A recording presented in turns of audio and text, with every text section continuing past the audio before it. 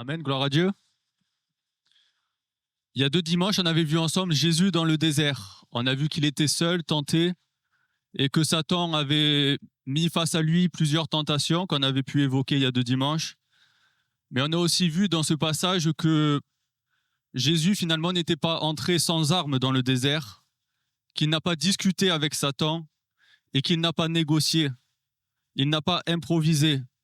Et on s'aperçoit alors que Jésus, il combat avec une arme précise, il est écrit. Il combat avec la parole de Dieu. Et ce matin, j'aimerais vous illustrer cela comme si vous avez par exemple un policier désarmé face à un terroriste armé. Et vous, ce matin, frères et sœurs, si vous êtes désarmés devant l'ennemi et que lui est armé, quand il vous lancera les flèches, est-ce que vous pourrez les arrêter?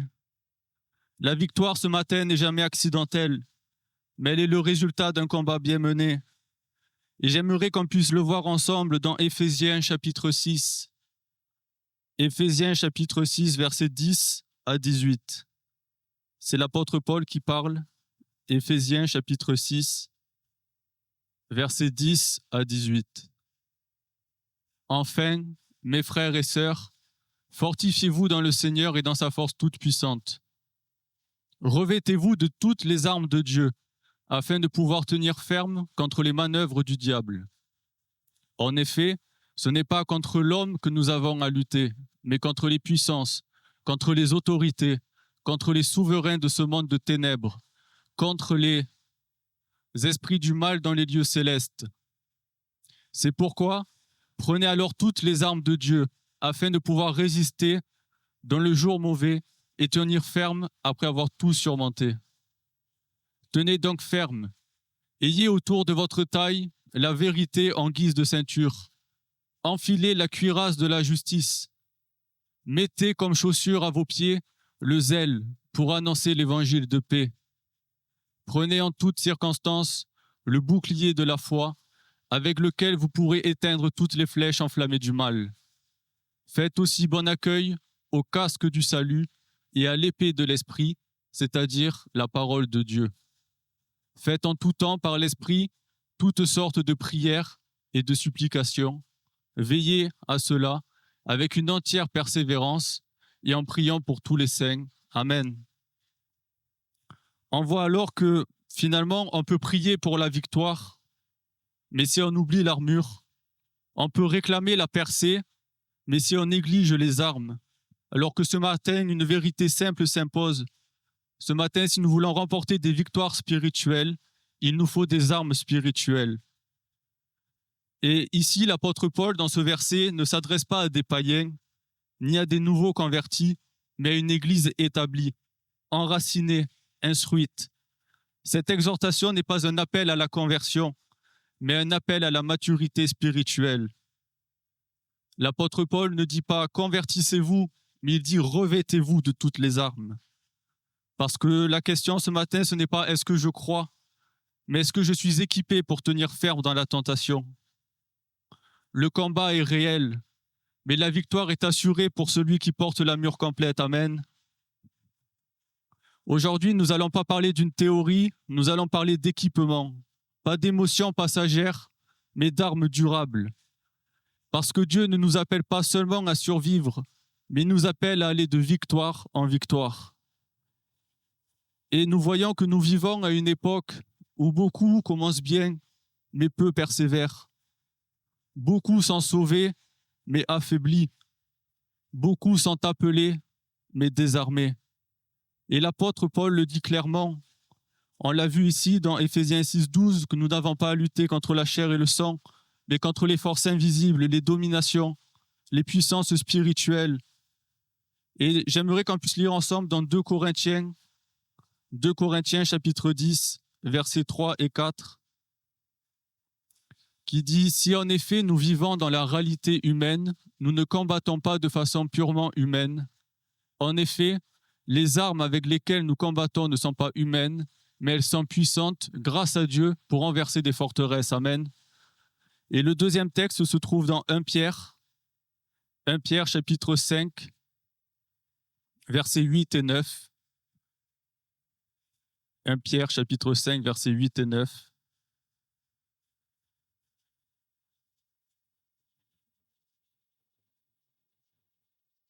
Qui dit « Soyez sobres, restez vigilants, votre adversaire, le diable, rôde comme un lion rugissant, cherchant qui il dévorera.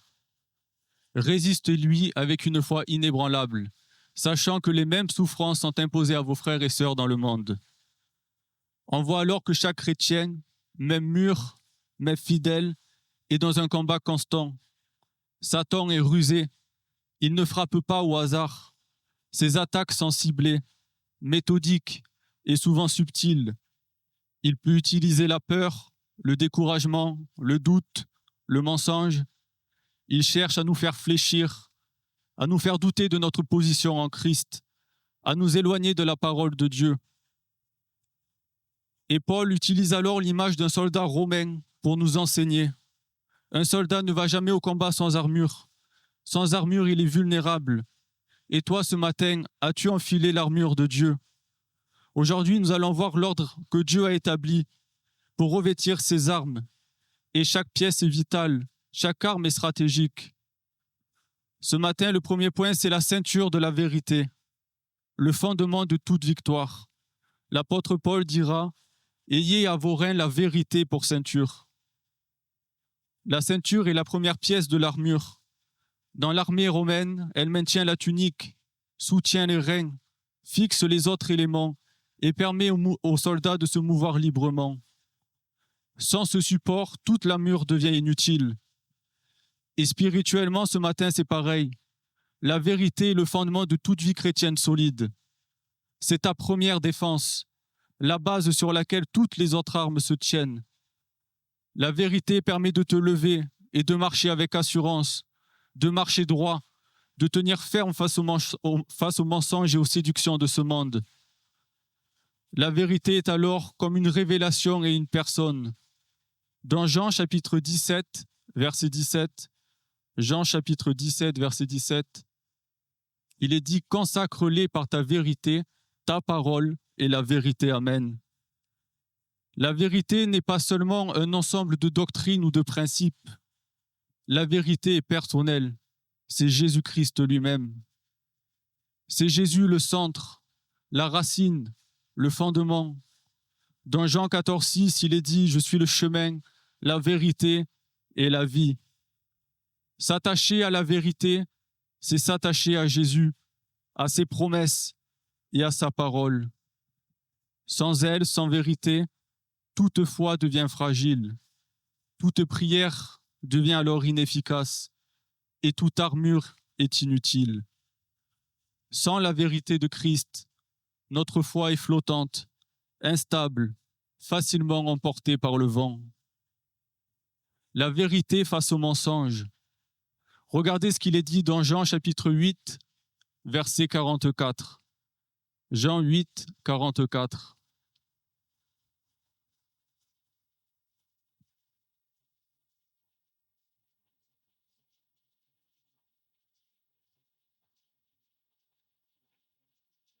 Vous avez pour père le diable, et vous voulez accomplir les désirs de votre père. Il a été meurtrier dès le commencement. Il ne se tient pas dans la vérité, parce qu'il n'y a pas de vérité en lui. Lorsqu'il profère le mensonge, il parle de son propre fond, car il est menteur et le père du mensonge. Satan est le père du mensonge, et on le voit depuis le jardin d'Éden. Il déforme la parole de Dieu, il manipule, il suscite le doute et tente d'infiltrer nos pensées.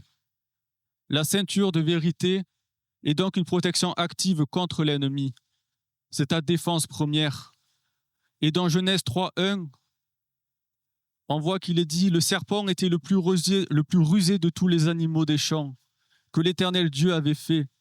Il dit à la femme, Dieu a-t-il réellement dit, vous ne mangerez pas de tous les arbres du jardin. » On voit alors que Satan tente déjà d'infiltrer les pensées. Dieu a-t-il réellement dit? Et ce matin, si nous ne nous attachons pas à la vérité, nous devenons alors vulnérables aux accusations, aux interprétations erronées et aux mensonges qui cherchent à miner notre foi. Ce matin, la vérité ne se négocie pas, elle se proclame et elle se vit. La vérité dans le quotidien du chrétien, c'est-à-dire revêtir la ceinture de vérité, connaître la parole, ne pas seulement l'écouter, mais la méditer et l'appliquer, vivre la parole, aligner ses décisions, ses paroles et ses actes avec la vérité de Dieu. Défier les mensonges lorsque la peur, le doute ou la tentation viennent, déclarer la vérité de Dieu dans votre vie. Commencez votre journée en méditant sur la parole de Dieu. Examinez vos pensées. Sont-elles alignées sur la vérité de Christ ou sur les mensonges de ce monde? Affirme la vérité dans ta vie, tes décisions, tes paroles, tes interactions. Et ensuite, enseigne la vérité autour de toi. Sois une lumière qui révèle la parole. La vérité est ton socle, ta stabilité, ta première ligne de défense. Sans elle, toutes les armes du chrétien sont inefficaces. Le deuxième, c'est la cuirasse de la justice, la protection du cœur. L'apôtre Paul dira au verset 14, « Revêtez la cuirasse de la justice ». Dans l'armée romaine, la cuirasse protège les organes vitaux, en particulier le cœur et les poumons. Et spirituellement, le cœur est le siège de notre vie, de nos émotions, de nos décisions et même de notre relation avec Dieu. La cuirasse de justice protège le chrétien contre les attaques de Satan. Satan essaie de viser notre cœur pour semer la peur, la culpabilité, le doute ou la honte. Mais ce matin, nous avons la justice de Christ. Il est dit dans 2 Corinthiens chapitre 5, verset 21. 2 Corinthiens chapitre 5, verset 21. Celui qui n'a point connu le péché, il a fait devenir péché pour nous, afin que nous devenions en lui justice de Dieu. Amen. La justice de Dieu n'est pas quelque chose que nous pouvons gagner par nos propres efforts. Elle nous est imputée, reçue par la foi. Lorsque nous avons choisi d'accepter Jésus, nous nous sommes revêtus de sa justice, comme si nous portions une cuirasse qui nous rend intouchables aux accusations de Satan. Nous marchons alors dans une position de faveur, protégés par le sang de Jésus. Ce matin, le diable peut t'accuser, mais Dieu t'a déjà déclaré juste. Amen. La justice vécue. Recherchez la justice, la foi, l'amour, la paix. C'est ce qu'il est dit dans 2 Timothée, chapitre 2, verset 22. 2 Timothée, chapitre 2, verset 22. Fuis les passions de la jeunesse et recherche la justice, la foi, l'amour, la paix avec ceux qui font appel au Seigneur d'un cœur pur. La cuirasse n'est efficace que si elle est portée correctement. La justice vécue, c'est marcher dans l'intégrité, la sainteté et la fidélité au commandement de Dieu. Elle n'est pas notre performance pour gagner la faveur divine, mais l'expression de la position que nous avons en Christ. Regardez Joseph dans la Bible. Il a été vendu par ses frères, accusé à tort, emprisonné, mais il a maintenu son intégrité. Et la justice divine a couvert son cœur et a conduit à la bénédiction et à la victoire. La justice protège aussi contre les attaques spirituelles. Satan attaque souvent le cœur en utilisant la honte, le regret ou l'accusation. Mais la cuirasse de justice bloque ces traits et garde le chrétien ferme dans sa foi et son identité en Christ. Dans Proverbe 4, 23, il est dit « Garde ton cœur plus que toute autre chose, car de lui jaillissent les sources de la vie. » Amen. Celui qui est couvert par la justice divine ne peut pas être terrassé par l'accusation. Le diable peut t'accuser, mais Christ te justifie, et ce matin tu marches libre et fort. Amen. Porter la cuirasse de justice signifie que tu comprends et appliques que tu es juste en Christ, non par tes œuvres, mais par sa grâce. Que ton cœur est protégé contre la peur et la condamnation. Que ton identité est en Christ et non dans tes échecs ou dans le regard des hommes. La justice n'est pas seulement une protection, mais c'est ton identité. Elle te permet alors de tenir ferme quand le monde te crie que tu n'y arriveras pas. La troisième arme, c'est les chaussures de la paix. Une marche stable et zélée. Paul dira, mettez pour chaussure à vos pieds le zèle que donne l'évangile de paix. Amen. Et on voit alors que dans l'armée romaine, les chaussures permettaient aux soldats de marcher sur tous les terrains, de tenir ferme sur le sol glissant ou accidenté et de se déplacer rapidement en bataille. Et spirituellement, les chaussures symbolisent notre capacité à avancer, à marcher avec assurance et stabilité, même face aux défis ou aux conflits. La paix qui stabilise. Dans Colossiens chapitre 3, verset 15,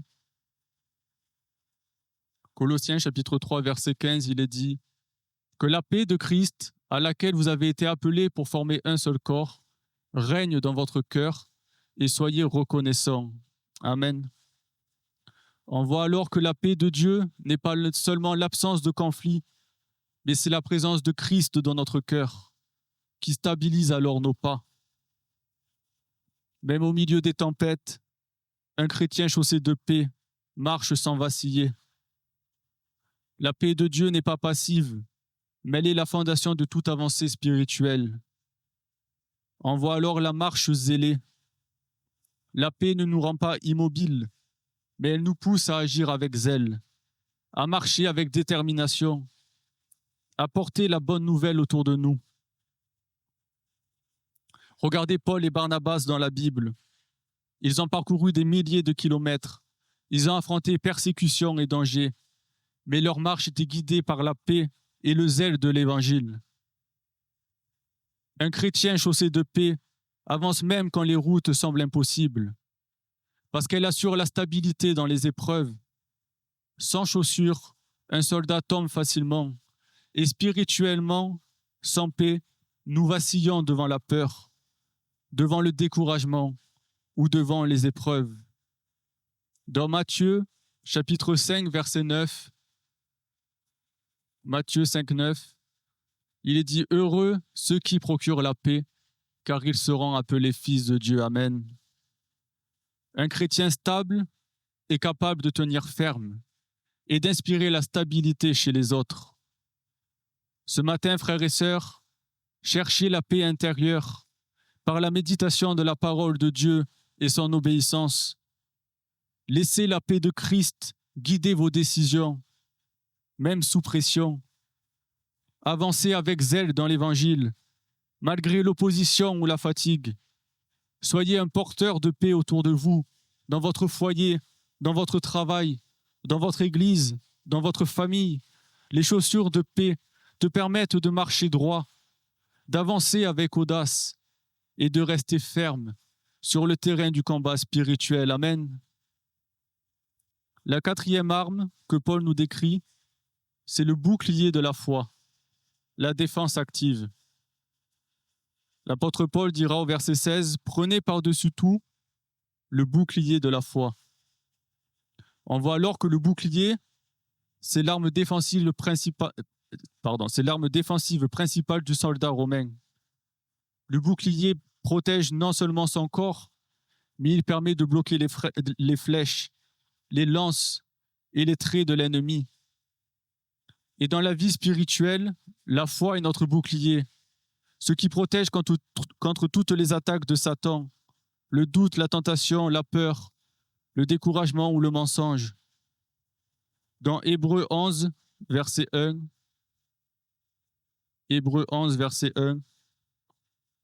il est dit « Or, la foi, c'est la ferme assurance des choses qu'on espère, la démonstration de celles qu'on ne voit pas. » La foi ne nie pas la réalité des épreuves, mais la foi place notre confiance dans la fidélité et la puissance de Dieu.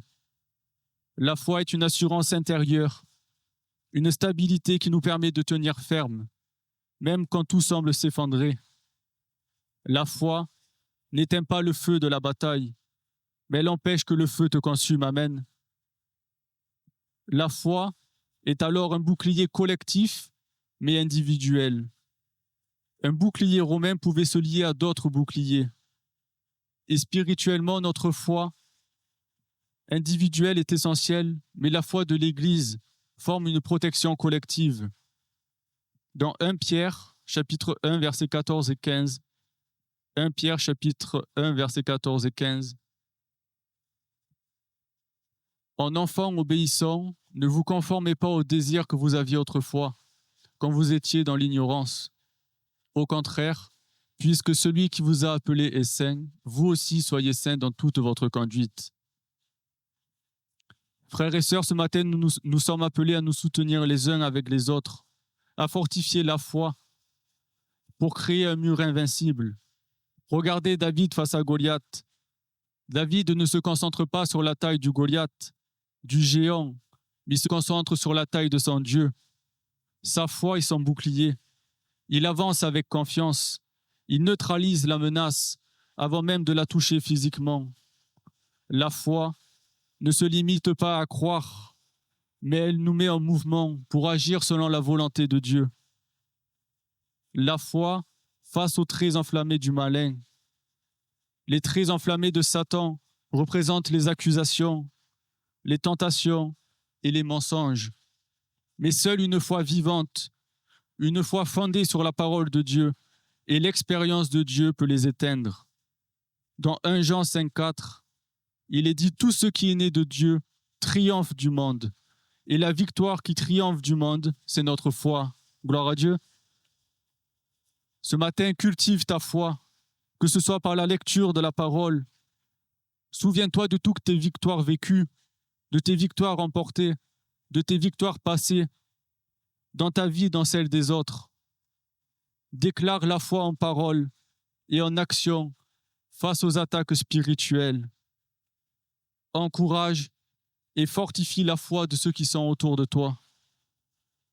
Le bouclier de la foi ne te protège pas seulement des attaques, mais il transforme chaque trait de Satan en opportunité de victoire et de gloire pour Dieu. Amen. La 5e arme, le casque du salut, une protection des pensées. L'apôtre Paul dira « Prenez aussi le casque du salut ». On voit que le casque protège la tête, siège de la pensée, de la conscience et de la direction. Spirituellement, le casque protège notre esprit contre les attaques de l'ennemi. Il garde nos pensées centrées sur la promesse et la fidélité de Dieu. Le salut, notre protection et notre assurance. Regardez ce qu'il est dit dans Romains chapitre 8, verset 1. Il n'y a donc maintenant aucune condamnation pour ceux qui sont en Jésus-Christ, qui ne vivent pas conformément à leur nature propre, mais conformément à l'Esprit. Le salut que tu as reçu en Christ est une protection permanente. Il assure que nos pensées ne soient pas dominées par la peur de la mort, la honte ou le doute sur notre position devant Dieu. Celui qui comprend et porte son salut sur sa tête est invincible dans sa pensée. Le salut, transformation de l'esprit. Le salut n'est pas seulement un événement ponctuel, il est une réalité quotidienne. Cela signifie renouveler notre intelligence, méditer sur la parole et laisser l'esprit transformer nos pensées. Dans Romains 12, 2, il est dit « Ne vous conformez pas au siècle présent, mais soyez transformés par le renouvellement de l'intelligence. » Un chrétien qui doute de son salut est un chrétien vulnérable. Le salut n'est pas seulement ce que tu as reçu, mais c'est ce qui protège ton esprit. Le salut est aussi une protection contre les attaques mentales et spirituelles. Satan cherche souvent à infiltrer nos esprits, doute sur le salut, peur de l'avenir, culpabilité injustifiée. Le casque protège alors tous ces traits enflammés, nous permettant de rester concentrés sur la vérité de Dieu et sur son plan. Dans 1 Pierre, chapitre 1, versets 18 et 19, il est dit « Souvenez-vous que vous avez été rachetés par le sang de Christ. » Amen. Ce matin, déclare ta position en Christ face à la peur et à l'accusation. Enseigne aux autres la sécurité du salut pour renforcer la foi collective. Remplace les pensées négatives que tu as peut-être ce matin par la parole et les promesses divines. Le casque du salut, garde tes pensées en paix, ton esprit ferme et ton cœur assuré dans toutes les batailles de la vie. Amen. La 6e arme, c'est l'épée de l'esprit, une arme offensive. L'apôtre Paul dira « et l'épée de l'esprit qui est la parole de Dieu ». L'épée, c'est finalement la seule arme offensive du soldat dans ce passage. Toutes les autres pièces sont défensives. Elles protègent, elles stabilisent et permettent de tenir ferme. Mais l'épée, elle, ce matin, elle attaque, elle repousse et elle tranche. Spirituellement, l'épée est la parole de Dieu, capable de vaincre l'ennemi, de révéler le mensonge et de proclamer la vérité. Dans Hébreux chapitre 4, verset 12, en effet, la parole de Dieu est vivante et efficace, plus tranchante que toute épée à 2 tranchants, pénétrante jusqu'à séparer âme et esprit, jointure et moelle. Amen. L'épée de l'esprit ne se limite pas à un texte lu, mais elle est vivante et active. On voit alors qu'elle sépare le vrai du faux. Elle éclaire nos choix et nous arme pour chaque situation. La parole n'est pas seulement lecture, mais elle est l'impact et victoire. L'épée de l'esprit, un usage défensif et offensif. Défensif parce qu'elle repousse les mensonges, elle dissipe la peur et les accusations de Satan. Et offensif parce que grâce à la parole, nous pouvons proclamer, nous pouvons trancher les liens spirituels et nous confondons l'ennemi ce matin. Amen. Regardez Jésus dans le désert. Il a répondu aux tentations de Satan par « il est écrit ». Jésus ne négocie pas, mais il déclare la parole avec autorité. Chaque fois ce matin que tu dis « il est écrit », tu lances une flèche qui terrasse l'ennemi. L'épée sert aussi à discerner la volonté de Dieu.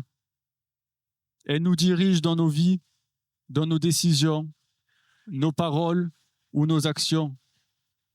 Un chrétien qui manie l'épée avec sagesse sait quand défendre et sait quand attaquer. Ce matin, déclare la parole de Dieu en face de la peur et des mensonges.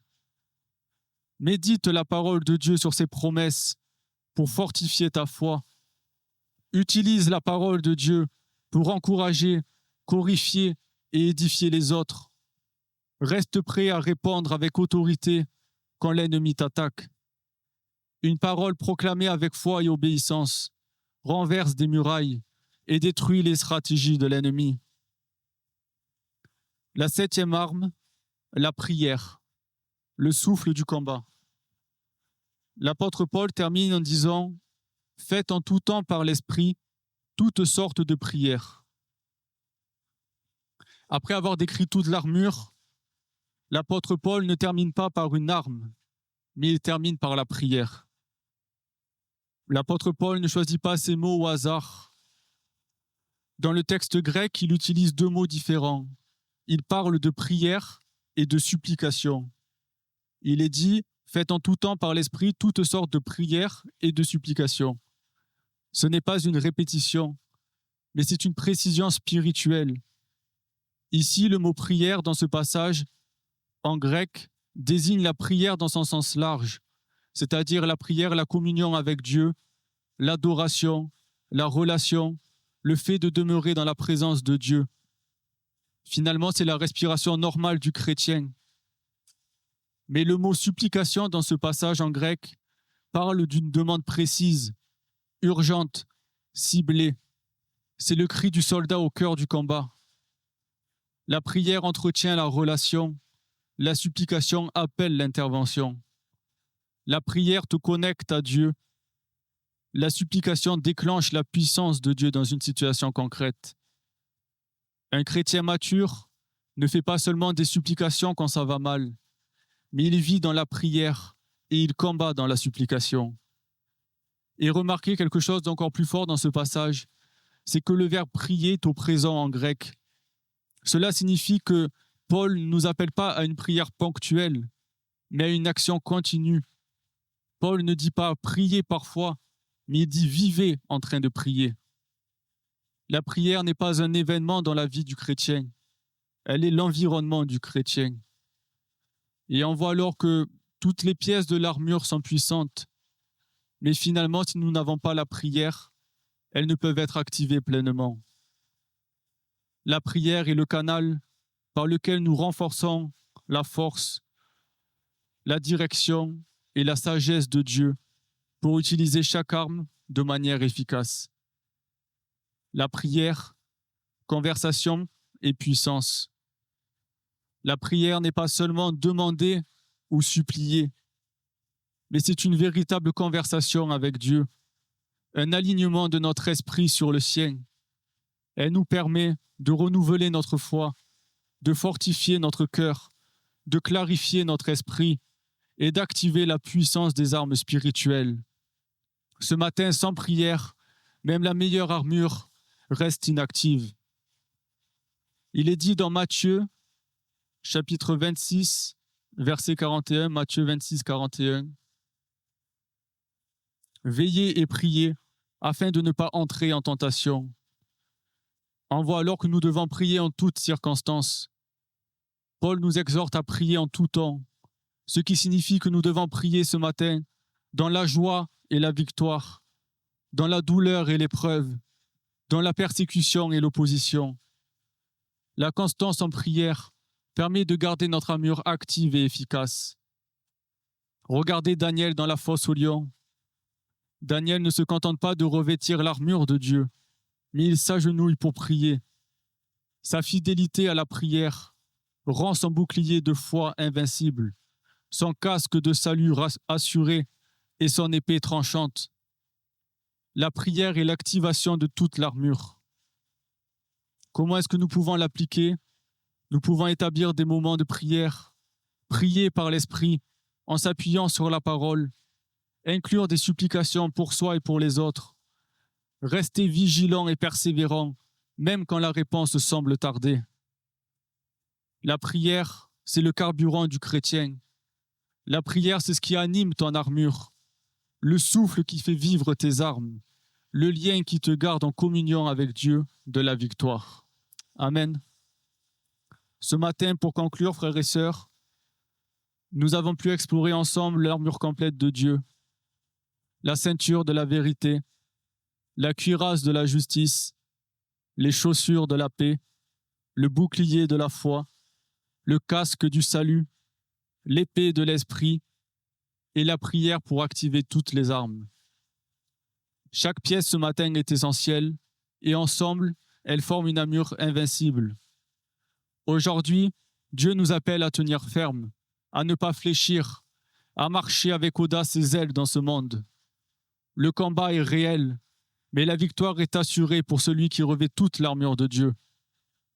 Paul, ce matin, ne nous demande pas à travers ce passage de courir, mais de tenir ferme.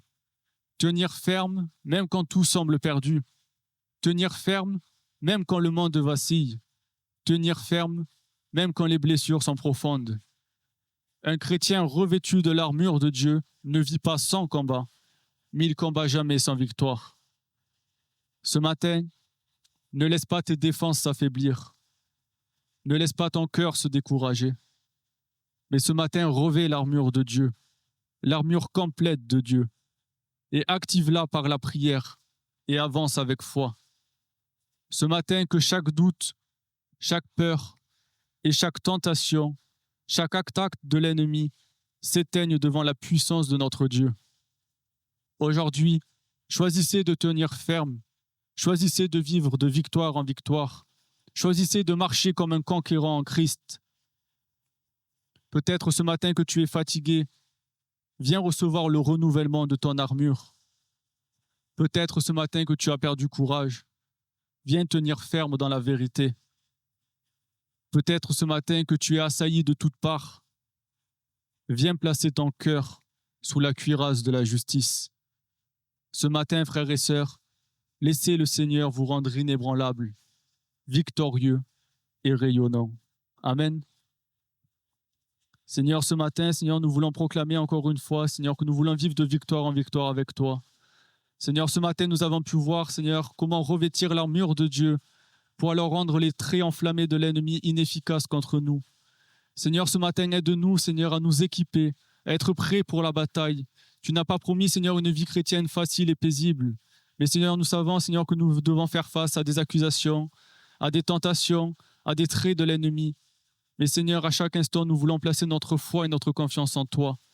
Seigneur, ce matin, nous sommes conscients que si nous voulons remporter des victoires spirituelles, il nous faut des armes spirituelles. Aide-nous, Seigneur Jésus, à combattre jour après jour, à jamais relâcher, Seigneur. Merci, Seigneur, pour tout ce que tu fais, Seigneur Jésus. Amen.